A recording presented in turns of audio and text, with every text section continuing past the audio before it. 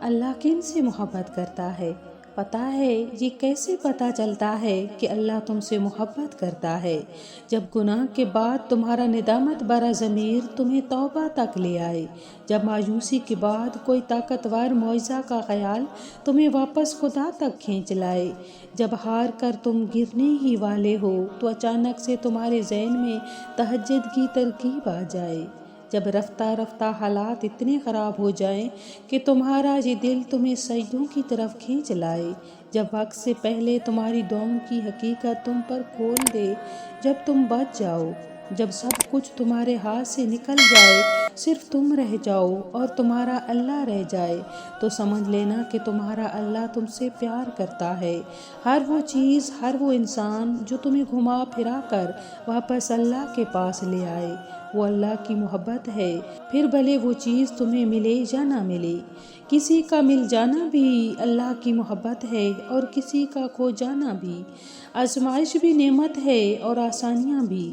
اللہ جسے جتنا آزماتا ہے اسے اتنی ہی محبت کرتا ہے، کیونکہ وہ جس سے محبت کرتا ہے وہ انہیں ہمیشہ اپنے قریب رکھتا ہے۔ اگر آپ کی آزمائشیں سخت سے سخت تر ہو رہی ہیں تو ممکن ہے آپ محبت کی منزلیں طے کر رہے ہوں، ممکن ہے آپ اللہ کے محبوب بندوں کی فہرست میں گردانے جانے لگے ہوں۔ تکلیف ملتی ہی اس لیے ہے تاکہ ہم سمجھ سکیں کہ جو درد ہمیں اپنی بساط سے زیادہ لگتا وہ دراصل ہمارے حوصلوں کی حدود کے اندر ہوتا ہے اور ہم اسے پہچان نہیں پاتے، بس تکلیف کی ذرا سی شدت پر ڈھہ جاتے ہیں۔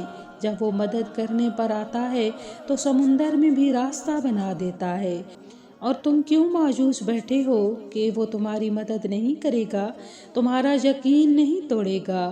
تم بس یقین کامل رکھو، وہ تمہاری زندگی بدل دے گا۔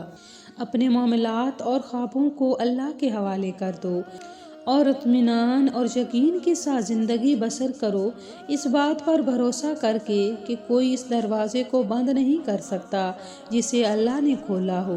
جب ہمارے خاموش وجود کو کوئی نہیں سنتا تو اللہ ہی سنتا ہے، پھر اللہ ہر بار مل جاتا ہے جب پکارو مل جاتا ہے۔ ہاں، انسان نہیں ملتے، اللہ مل جاتا ہے۔ اللہ دلوں کے حال جانتا ہے، اللہ غمگین دلوں کی مدد کرتا ہے۔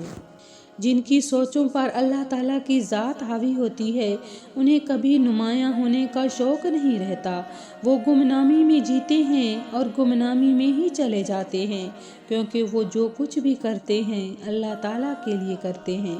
لوگوں کے ساتھ نیکی کرتے رہو، اس انتظار میں نہیں کہ وہ تمہاری نیکی لوٹائیں گے، بلکہ اس یقین کے ساتھ کہ اللہ رب العزت نیکی کرنے والوں کو پسند کرتے ہیں۔ آخر میں ہماری دعا ہے کہ اللہ رب العالمین مجبور لوگوں کی مجبوریاں ختم کر دے، اپنی رحمت کے صدقے ہر گھر میں خوشیوں کی بارش عطا کر دے اور ہر کسی کی دلی جائز حاجات کو پورا فرما دے، آمین۔